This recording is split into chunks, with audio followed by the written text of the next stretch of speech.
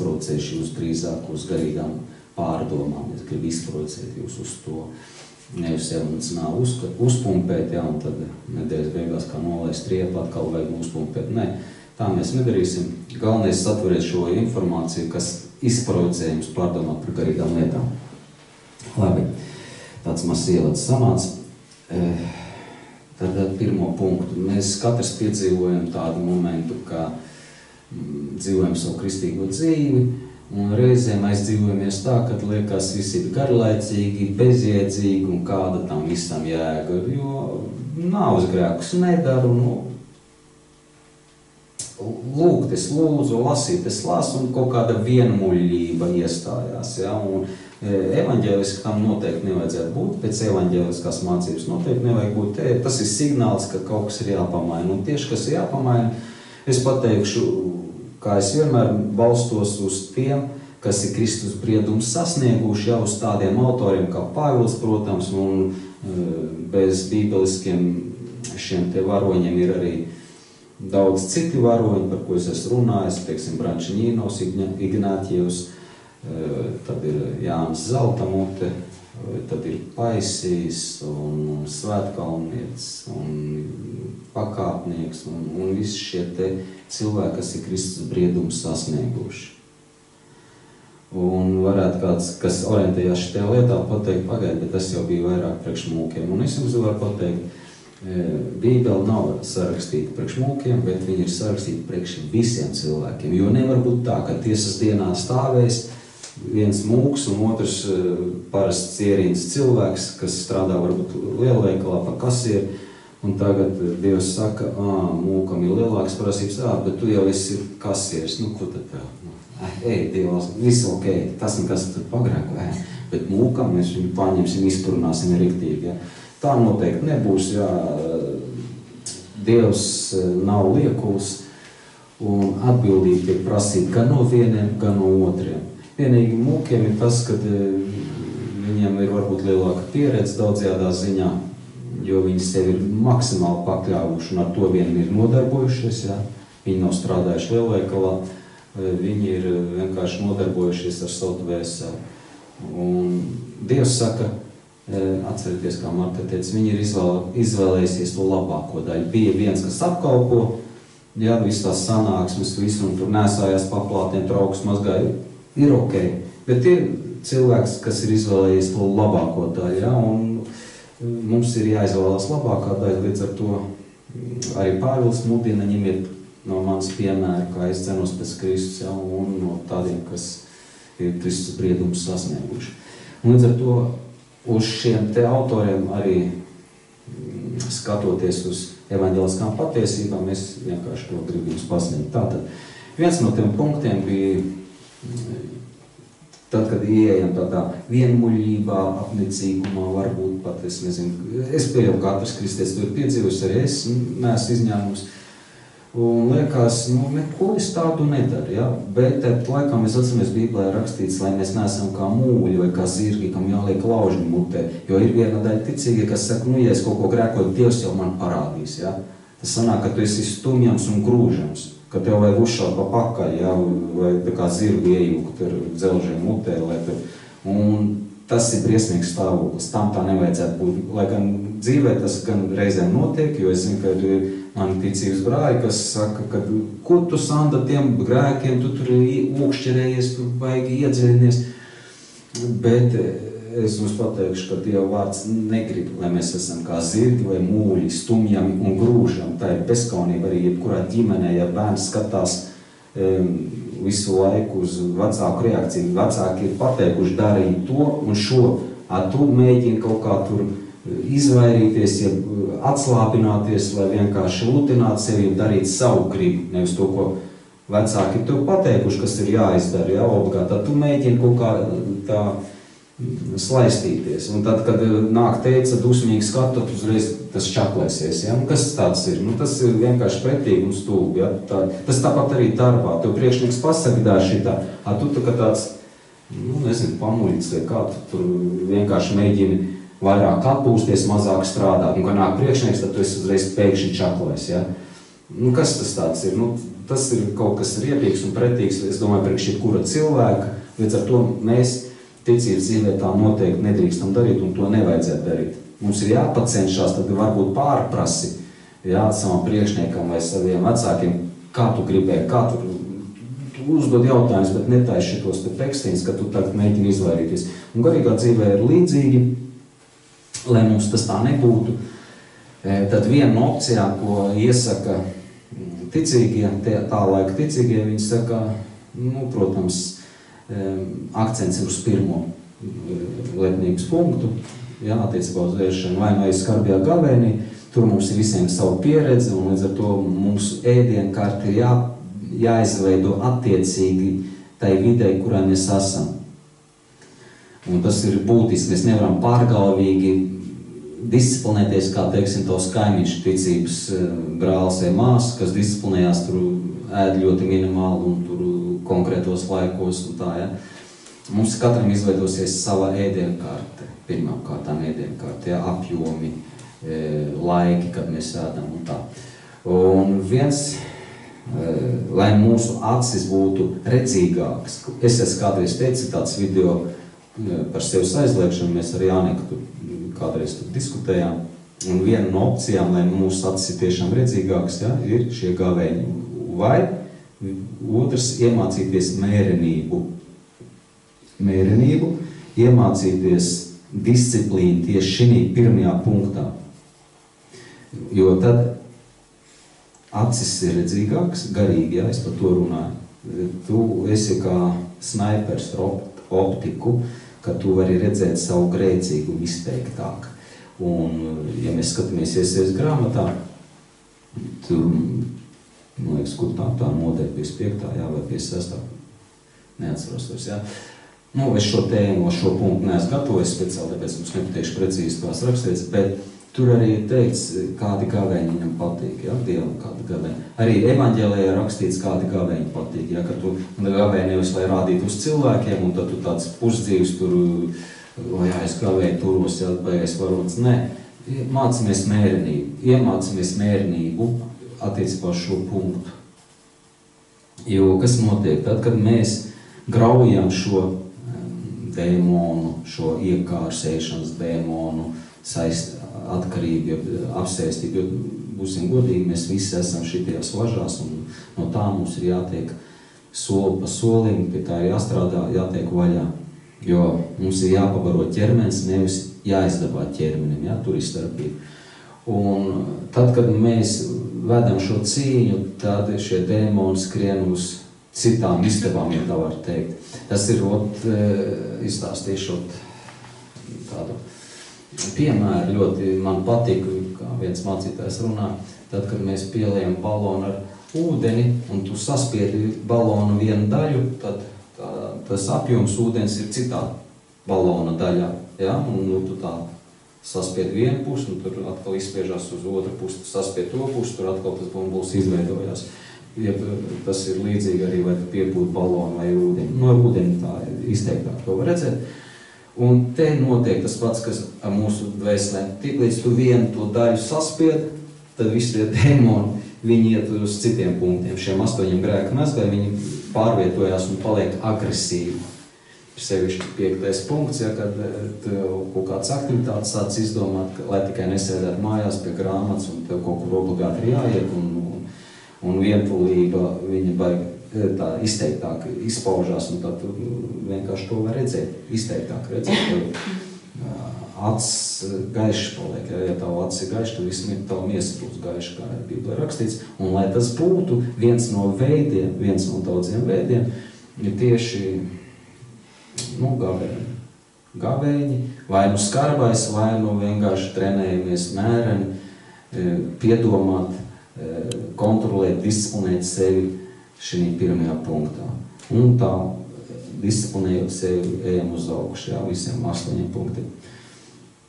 Un tas ir viens no ieteikumiem, lai mēs sāktu redzēt.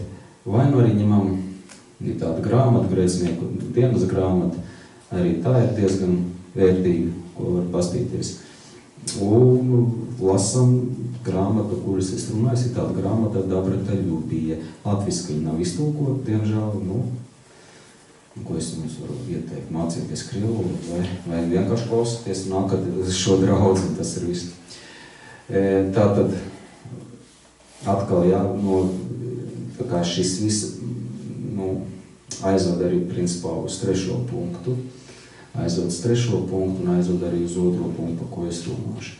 Jo tas nav normāli, ja mums jāliek dzelžu mutēs, lai mēs pakļautu sev Dieva gribai, lai mēs sāktu redzēt savus trūkumus, un tas nav normāli.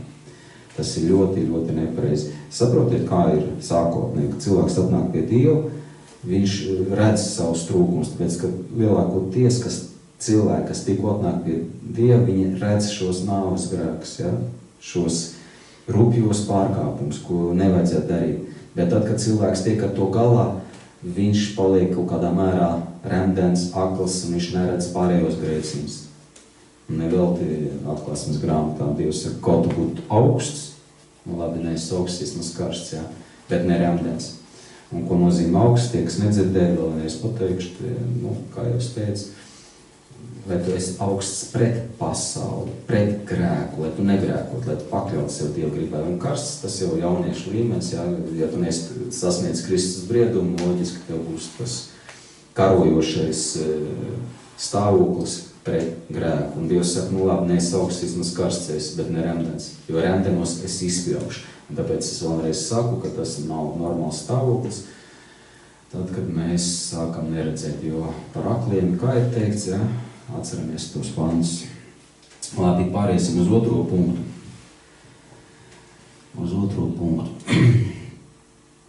Jo par akliem noteikti es vēl pieminēšu, tad tās rakstīts Mateja evaņģēlijā bija 23. nodaļā. Par akliem ļoti daudz. 15. nodaļā, atvainojos, 15. nodaļa Mateja evaņģēlijā, 15. nodaļa, tur ir par akliem. Kas tur ir rakstīts. Iedomājieties, ir ticīgie, kas ir akli un tomēr aiziet uz elli. Briesmīgi, vai ne? Akls un aiziet uz elli. Un to mēs redzam Mateja evaņģēlijā 15. nodaļā. Tūlīt atšķirsim Mateja evaņģēlijā 15. nodaļa 14. pantā. Tie ir akliem ceļa rādītāji, bet ja akls aklam ceļu rāda, tad abi divi iekritīs bedrē, vai ellē. Viņi aiziet uz pazušanu. Mūsdienās ir ticīgie, kas runā visu kaut ko par ticību, tikai ne par grēku, tikai ne par cīņu pret grēku. Un viss ir labi, var runāt atklāsmes grāmatu, var runāt vēl kaut kādas lietas, izspriest, un viss tas ir brīnišķīgi. Bet ja pamatā nav grēka nožēla, kas saistās ar cīņu, Dievs saka, tādi ticīgie aiziet uz elli. Starp citu vēl tāds kurjos pants. Es lēnām mēģinu pārēt uz to 2. punktu. Ir vēl viens tāds kurjos pants.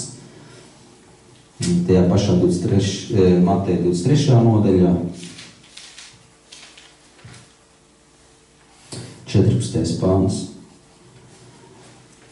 Un tur ir tā, kur Dievs saka farizējiem, ka jūs esat liekuļi, Tur ir rakstīts tā. Farizējiem bija garas lūgšanas. Un mūsdienās arī ir cilvēkiem garas lūgšanas, kas neizriet no grēka nožēlas, kas neizriet no cīņu pret grēku, kas neizriet no atgriešanās augļiem, ir garas lūgšanas.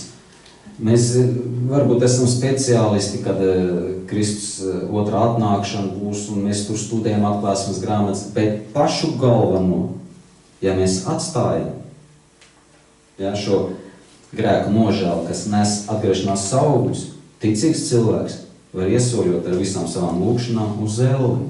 Šis pants to parāda, jo farizēji jau arī centās ticēt, kā nu mācēja. Un ja es teicu, nedariet pēc viņa darbiem, bet ko viņi saka, to dariet, jā. Viņi tiešām gudri cilvēki bija farizēji. Garīgās lietās viņi lieli māleči, un stūrēja uz elli. Nestoties, ka viņam bija skaistas lūgšanas, jo es zinu, ka viena daļa cilvēka kopē cita lūkšanas, kuras neiziet pašam no sirds, bet viņi kopē. Vēl rekur tāda lūkšana par veselību, te ir lūkšana par drošību uz ceļu, te ir lūkšana vēl, zinām, ja tāds gadījums. Varbūt kāds vēl pierakstīs, mācītājs tik smuki lūdz, un tad viņš tur kopē, ja? Bet nav sirds iekšā, kas neizriet no grēka nožēlas. Ja nav grēka nožēlas, tu var lūgt, ko tu gribi, un aizsojot uz elu, kā šeit mēs to redzam. Tavai lūkšanai ir jādzimst no ticības mācības, tavai lūkšanai ir jādzimst tad, kad tu cīnies ar savu grēku, jo tev reiz ir teikts, ja, ka mēs griežamies Dievs pasaka, neiet mūsu kārdināšanu, bet atpestiem no ļauna. Kas tas tāds ir? Tātad tam cilvēkam ir bijusi cīņa, viņam vajag šo debesu maizi, viņam vajag, lai Dieva vārds ir svētīts. Viņš var būt svētīts, tā kā tu sevi pakļauj Dievu gribai. Lai Dieva griba ir, kā debesīs arī šeit uz zemes. Ja tas viss ir, un tev ir krusta dzīve, ja tu stāvi uz šaurā ceļa, un no tā izriet lūkšana, viņi ir brīnišķīgi un tevcām lūkšana. Labāk īsi, bet 100% trāpīgi, kā snaiperi gara pasaulē. Lai no sirds tas ir, nevis tāpēc, ka ir jālūdz, jo man teica, ka jālūdz, lūkšanai ir jādzimst tieši no grēka nožēlas. Jā, tā pantis mums parādīja. Labi, kas mums visiem obligāti ir jāzina? Obligāti, kas attiecās par pestīšanu. Mateja 25. nodaļu paskatīsimies. Tur bija interesanti par 10 jaunavām, jeb 10 ticīgiem cilvēkiem. Jaunavs. Fiziski viņas bija jaunavs, neprecētas meičas, un soļos dēl 5 bija tādas. Un ķeķīgās sacīja gudrijām, dodiet mums no savas ceļas, jo mūsu lukturi izdziest. Acu gaišums izdziest. Mēs nespējam redzēt savus grēkus. Mums nav mūsos šī grēka nožēla. Tas to arī nozīmē. Jo eļļa nozīmē tikumu. Tas ir jāsaprot. Eļļa šī rakstvietā nozīmē tikumu. Tas nozīmē to, ka tev ir jābūt izmainītai dzīvei. Lai tu vari Dievu priekšā stāvēt un pateikt, redz, kuras izmainīja ēšanas sfēru, intīmo sfēru, materiālo sfēru, visi apstākļi, draugi un viss, kas saistās ar šiem 8 punktiem, jo visa bauslība, jaunās derības bauslība, baušļi ir pret lepnību, kas ir 8 punktos parādīta, par ko jau es esmu runājis. Un ja tava dzīve ir pakārtoti šiem baušļiem, viss ir kārtībā. Ja tava dvēselē ir šis nomods, šeitajos punktos ir nomods, ka tu var pateikt, Dievs, redzi, es tēdu tādu apjomu. Tagad apsties, man ir tāda maza diēta pēc evaņģēlija. Atbilstoši darba apstākļiem es uzturu savu ķermeni, es viņu nemodu, nespīdzinu. Jo mēs jau glābjamies Kristus upuru dēļ pirmām kārtām, un tas darbojās tikai tad, kad tu esi paklausīgs Dievam. Tad Kristus upurs darbojās tevi. Tas noziedznieks, kas bija pie krusta, viņš vēl neko fiziski nebija darījis, bet tu viņu būtu noņēmis no krusta, viņš atnestu atgriešanās augļus automātiski. Viņš atnestu tādā ziņā, ka viņš ir darītājs, viņš noticēja Dievam, visu, ko Dievs saka, viņš tam noticēja. Viņā bija grēka nožēla. Viņiem būtu iespēja, viņš nestu atgriešanās augļus, ja grēka nožēlas augļus nestu. Tikums, tā ir tā eļļa, kas mūs glāb principā. Kristus taisnība glāb. Ja mēs nepakļaujamies, ja nepaklausam Dievam, tad Kristus upurs tev neko nedos, absolūti neko. Jo mums jau kā māca, sludinā, galvenais tici, nebūs tā. Paskatīties Pāvils, viņš, kur tas rakstīts bija, 3 gadus mācīja, dienu un nakti. Viņš neteica, ticiet Dievam un gāja švilpotams tālāk sludināt evaņģēliju. Viņš tajā vietā 3 gadus no rīta līdz vakaram, turpat tas puisis nokrita no otrā stāva, tāpēc, ka viņš visu laiku runāja Dievu vārdu. Viņš mācīja, viņš deva cilvēkiem izpratni, evaņģēlisko izpratni, šo apoστolisko mācību, ko nozīmē cīņa pret grēku, ka tev jābūt nomodā, tev jābūt ar asu redzi. Viņš ar to nodarbojās. Viņš neteica, ticiet Dievam, čau, tad tiksimies tur nākamā reizē. galvenais ticēt Dievam. Ir problēmas, ja, un Dievs ir tā kā tāds problēma risinātājs, ja es nezinu, tā nav. Dievs nebūs tavs problēma risinātājs tieši fiziskā plānā, ja. Dievs nav tas, kas tev tur apsvētīs ar naudas maisiem un materiālām vērtībām, un tu tagad dzīvos zaļi, un principā, priekš kam tev debesvai, tu te iekārtojies un ērti, Dievs tev eņģeļus sūta un saka, tā nebūs. Dievam ir svarīgi tava likumiskā dzīve, tavs dvēseles stāvoklis. Tad, kad tu aizliec sevi grēkam, pasaulē, kad tu iemīli Dievu valstību, nevis pasauli iemīli. Dievam tas ir svarīgi. Un, ja mēs skatāmies apustuļu darbos, kaut vai 18. nodaļa, apustuļu darbu 18. nodaļa, tur ir tā rakstīts, 11. pantā. Viņš tur palika gadu un 6 mēnešus mācīdams Dievu vārdu, pusotru gadu Dievu vārdu, katru dienu, no rīta līdz vakaram. To mēs varam redzēt 20. nodaļā. 20. nodaļā, 31. pants. Tāpēc esiet nomodā, pieminēdam, ka es 3 gadus nakti un dienu neesmu mitējies ar asarām ikvienu pamācīt. Kāds varētu pateikt mūsdienās, Pāvil, ko te ņemies 3 gadus katru dienu, no rīta līdz vakaram? Taču pietiek, lai tic Jēzum un staigā švilkodams. Nē. Ar ticēt Jēzum, ticēt Dievam, ar to nepietiks. Visa pasaule tic apsies kā Ziemassvētkus, svin un lieldienas.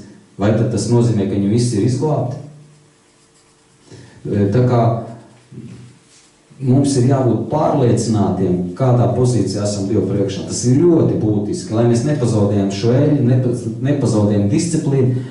Mums ir jābūt pārņētiem un aizņemtiem, kā pakārtot savu dzīvi Dieva gribai, skatoties. Es jums esmu jau tevis un runājis, ja, uz šiem 8 punktiem, jo mēs visi esam lieknībā līdz ar Sātanu apgrēkojušies ar Dievu, pret Dievu.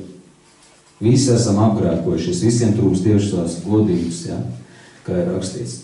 Un sākam ar šo pirmo punktiņu, un nevelti tēvs saka, ka, ja tu gribi labu redzi, te runa pa garīgo, lai tu nebūtu akls un beigās neiekrīt bedrēji bellē, viņi iesaka vienkārši ņemt vērā ļoti nopietni pirmo punktu.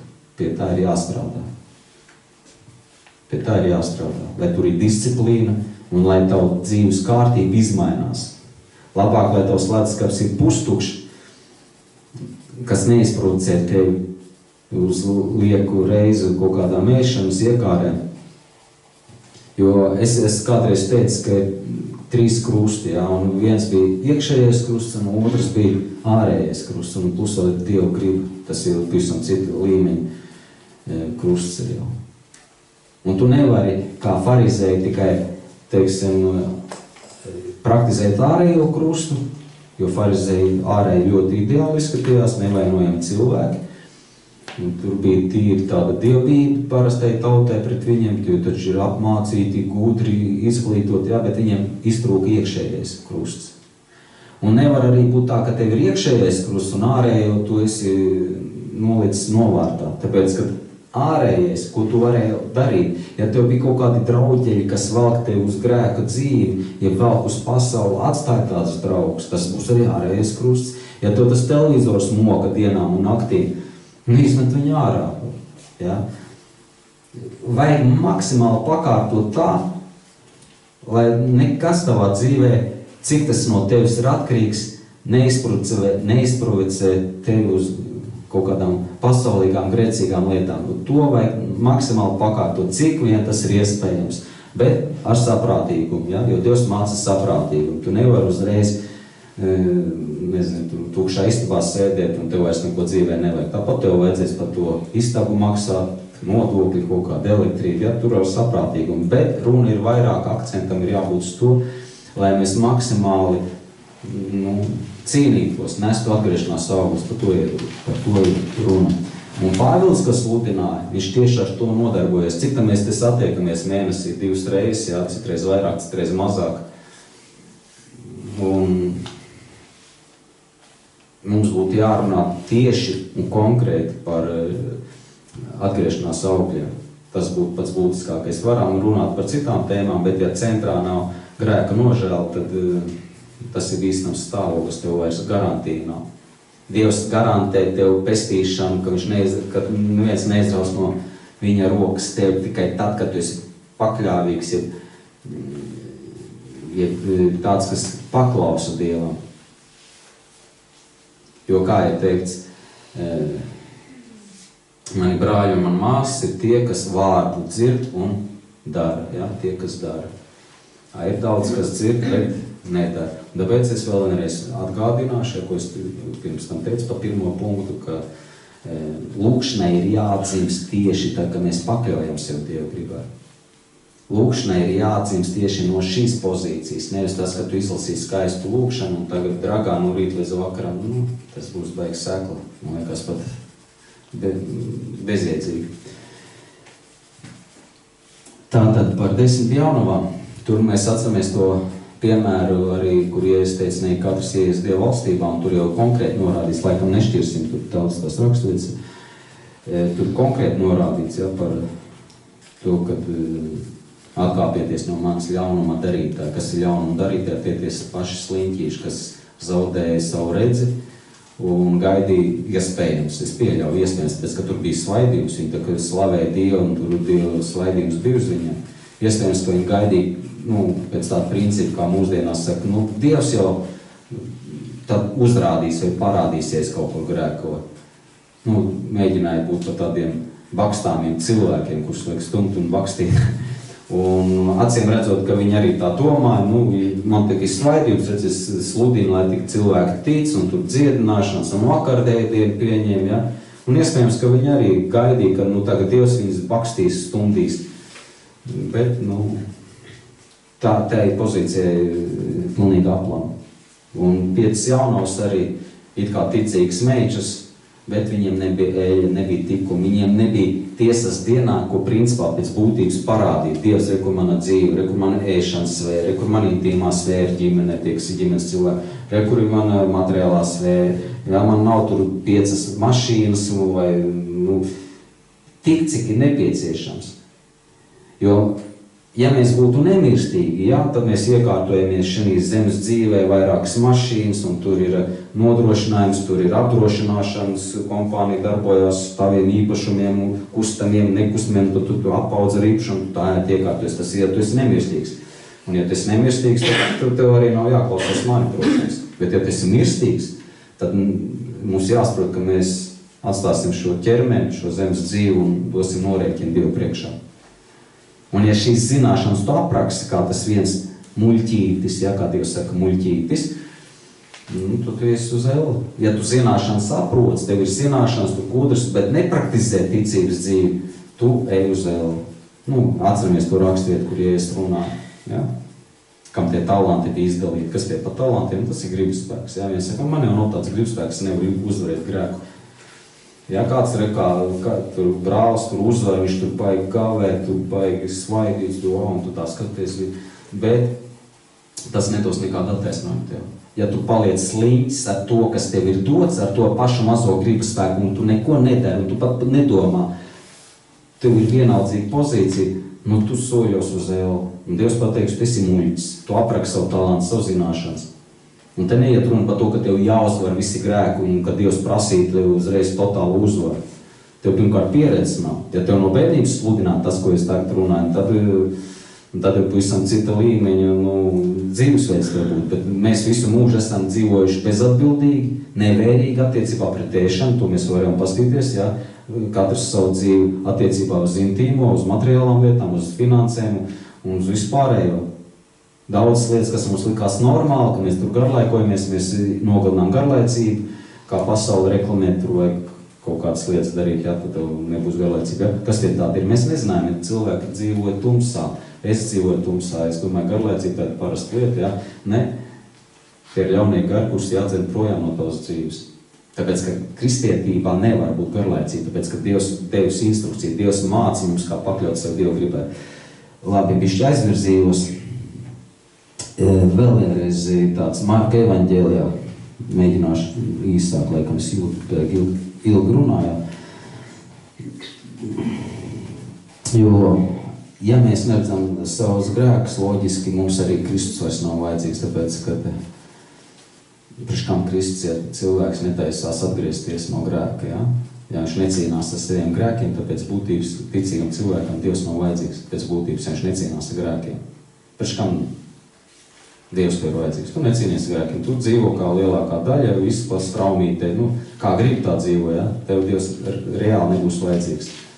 Bet ja mēs gribam slāpst pēc Dieva, tad mums ir jāpakļaus sev Dievu gribai, kas veicinās arī to, ka mums vajag Kristu, mums attiecības, tur arī dzimst lūkšanas, kā jau es teicu. Labi. Nevar iziet no šitā punkta, bišķi ieskrējos, bet nobeigsim šo otro punktu ar Marka 16:16. Un kas tur ir rakstīts?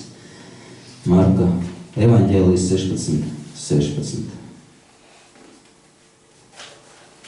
Te ir garantija pēc būtības. Ticības, ja pestīšanas garantija. Viena no vairākām garantijām. Viena, kas man ļoti patīk, ka Dievs apsola, ka no manas rokas tevi neviens neizraus. Ja, bet tur ir nosacījums, ja tu pakļaujies Dieva gribai, praktizē krusta dzīvi un klausi viņu. Un otrs nosacījums, ja apsolības ir šeit. 16:16 Marka evaņģēlijas. Kas tic un top kristīts, tas tiks izglābts. Un mums parasti, un tā skaitā es neesmu izņēmusi, parasti mācīts ir tā, ka galvenais ticēt un nokristīties. Un ziniet, cik daudz tūkstoši, varbūt pat miljoni iet bojā, jo viņiem ir iemācīts ticēt un nokristīties. Bet šeit, ka ir runāts, kas tic, tā ir ticības mācība, kur ir jāapgūst. Jo ticība bez darbiem ir nedzīva, mēs to lasām pie Jākaba, lai mēs neesam tādi kā tie vīriņi, kas paskatās spoguli ieraugot, te netīrs, te ir kaut kas pielips, vēl, lai ir un aiziet, ja. Tā, ka mēs sevi ieraugam šī Jākaba spogulī, mums ir ar to kaut kas jādara, ja. Tad atkal tev ir jāņem visi ieroči, ticības, gribas spēks, lūkšana, ja, un mēs cīnāmies pret savu šo te grēku. Mēģinām pakļaut sevi Dieva gribai, kas ir izteikti evaņģeliskos baušļos. Un ticība, kā jau es minēju, Pāvils, ja runāja no rīt līdz vakaram, viņš vienā vietā palika tur vairākas dienas, viņš runāja ticību. Ne jau tā ticība, ka tu tici un kristies, nē, bet tā ticība, ko tas ietver sevī, praktisko ticību. Jā, skatoties pēc šiem lepnības punktiem, mēs grēcinieku dienas grāmatu var skatīties vai vienkārši iedzinoties evaņģeliskos baušļos, iedzinoties vienkārši evaņģeliskajā mācībā. Tas ir ļoti būtiski.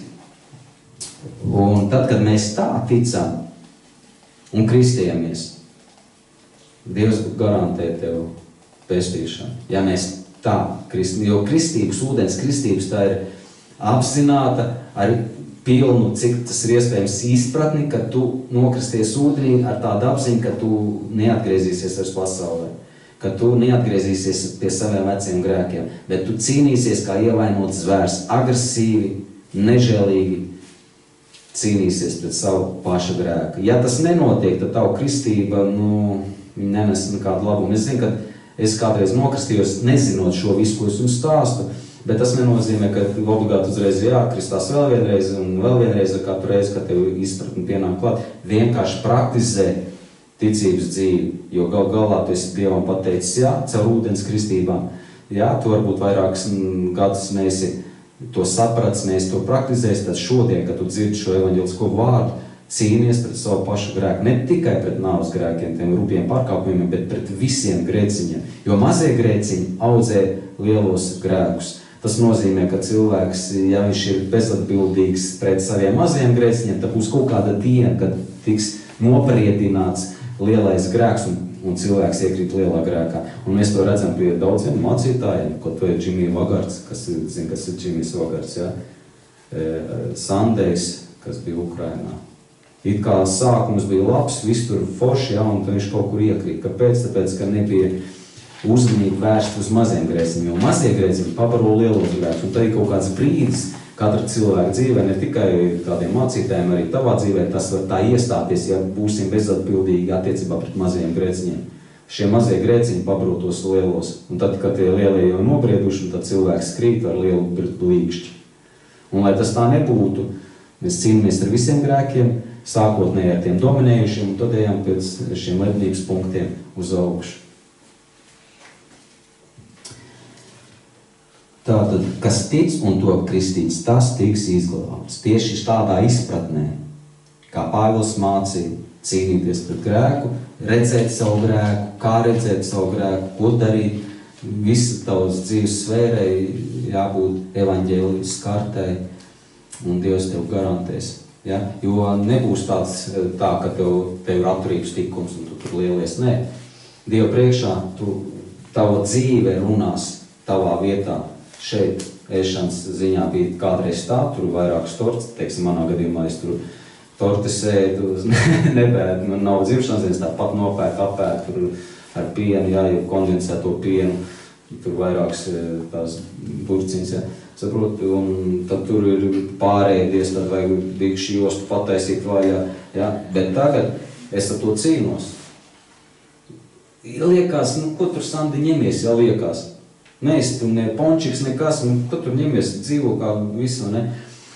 Bet labi cilvēks var redzēt mani, teiksim tā, kā pozitīvu tēlu kaut kādā sfērā, ja? Bet Dievu jau tu nepiemānīs. Dievs tu to visu redz, un es stāvēšu Dievu tiesas dienā viņa priekšā, un ko es darīšu. Man jau Daiga, Zāne, tur vēl kāda meitene nepalīdzēs.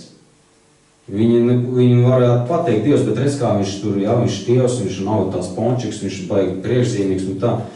Neviens neklausīsies tavos aizstāvjos. Dievs redzēs tavus darbus, ja tava dzīve ir izmainīta, viņš to visi redzēs. Bija līdz evaņģēliem, tu dzīvoji šādi, un pēc, tad, kad tu saprati evaņģēlisko ticības mācību. Ja mainās tava ikdiena, vairs neēd 5 reizes dienā, tagad 2 reizes dienā, jau konkrēti laikos, ja kaut kāda disciplīna ir.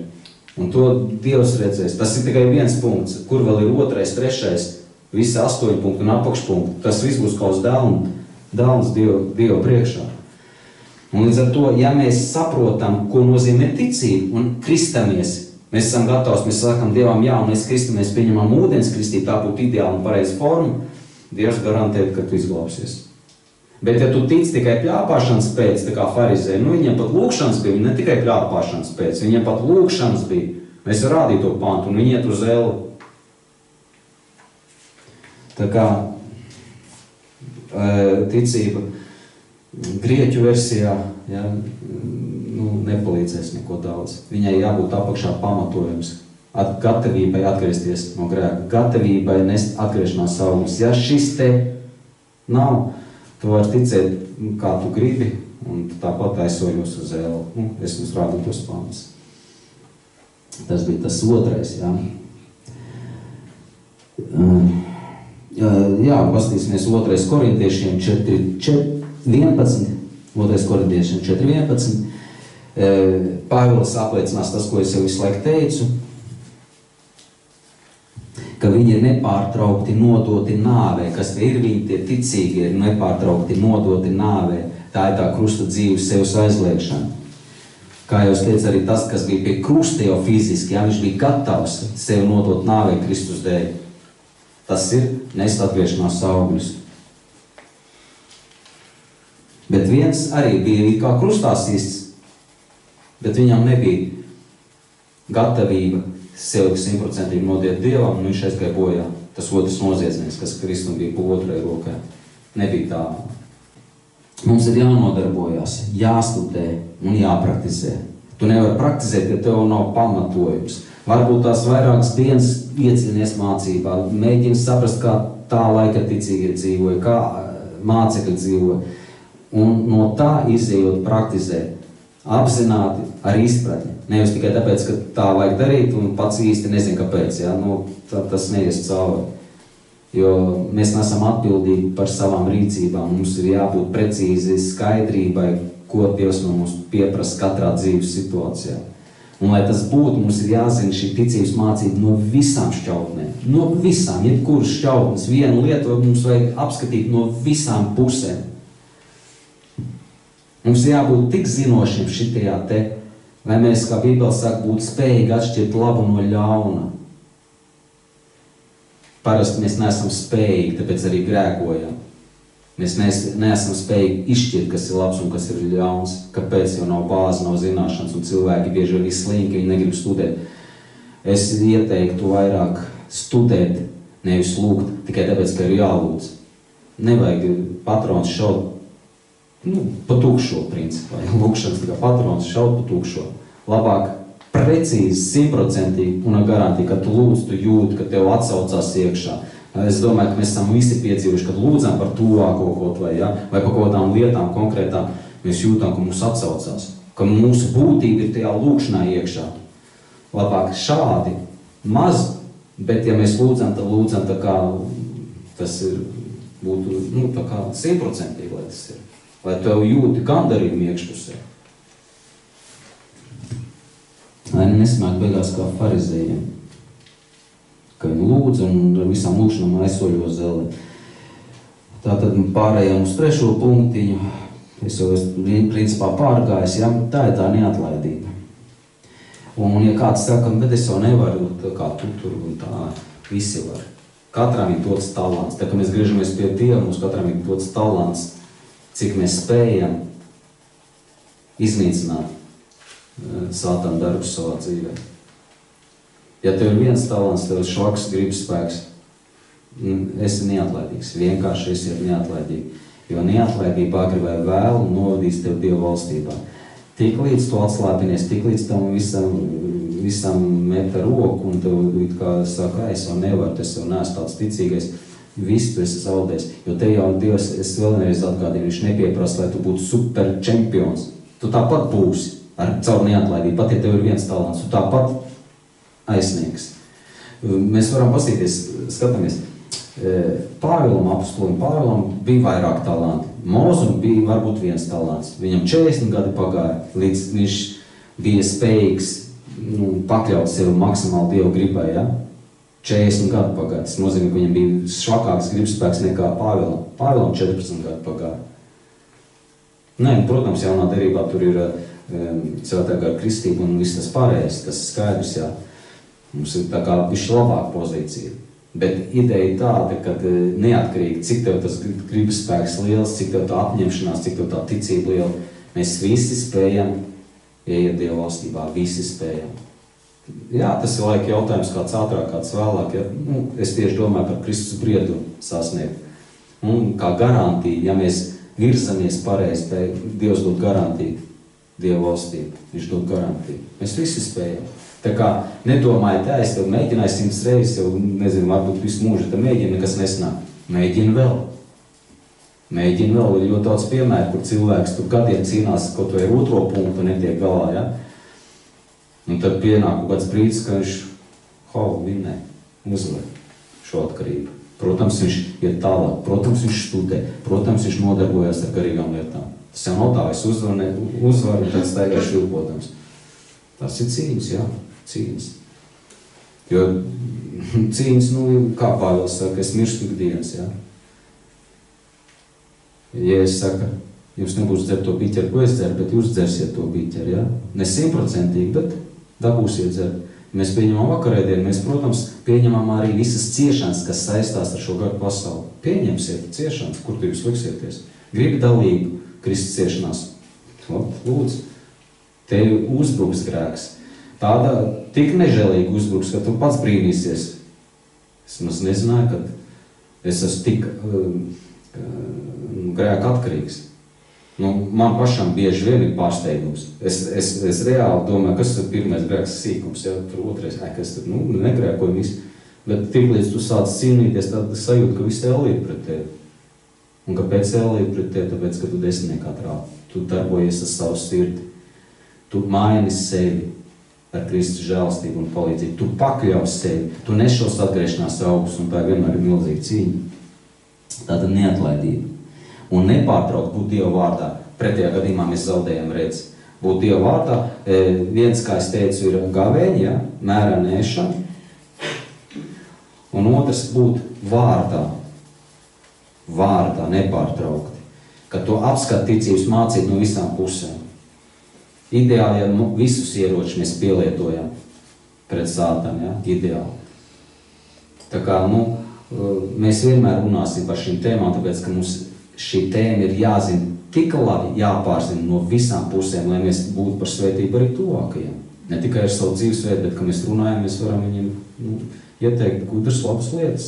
Kāpēc? Tāpēc, ka mēs paši praktizējam, mēs zinām, kā tas ir. Un evaņģēlijā tas rakstīts. Un tas ir zīmogs, Dieva zīmogs par to, ka tur ir patiesība un dzīvība. Tas, ko vārds teica, ja? Ko Dievs saka, mans vārds ir gars un dzīvība. Tātad, un kā punkts, pastamies Timotejam 4.16. Latviski mums ir pa savām iztulkots, kā tad ir latviski, nesen skatījies Timotejam 4.16.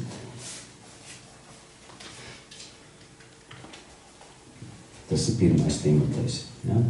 Esi nomodā par sevi pašu un par mācību. Turies pie tā, jo darīdams tu izglābsi, tas, ko es teicu, gan sevi, gan tos, kas klausās tevi. Un krieviski vienkārši rakstīts, iecīnies sevi un mācībā. Tas ir tas, ar ko mums ir jānodarbojas. Jo tu nevari iet ceļu, kuru tu nezini un neredzi. Jo akls nevar aiziet līdz mūžībai. Viņš iekritīs bedrē. Un lai mēs nebūtu akli, mums ar to jānodarbojas ar Dievu vārdu, jāiecinās sevi visādos veidos. Jūs šodien uzzinājāt, ka ir gabējums jāpaņem. Tas, ko es pagājušajais teicu, mums jādzīvo mācībā nepārtraukt, lai tā, ka mēs satiekamies savā starpā, lai mums ir ko parunāt. Nevis par pasaulīgām lietām, bet ka mēs varam par garīgām lietām parunāt. Un tas mūs bagātinās mūsu garīgu dzīvi. Ar to ir jānodarbojas ticīgiem cilvēkiem. Un no malas, protams, izklausās neticīgiem ķeķiem, ko jūs te blēņā nodarbojaties. Dievs taču visu mīl, tikai viņu Dievs, kas visus mīl, protams, viņus iemetīs ellē. Jo nepaklausīgos Dievs iemet ellē. Ir ticīgie pat, kas tic, un viņiem ir pat bāze, bet viņi ir nepaklausīgi. Viņi nepraktizē ticības dzīvi. Un viņi soļo uz ellē. Kā jūs te parādīju dažus? Es tikai dažus pants parādīju. Jo daudz panti, kas parāda, ka ticīgi iet uz ellē tikai nepaklausības dēļ. Nepaklausības dēļ aiziet. Atceros kaut vai atceros no vecās derības, kur bija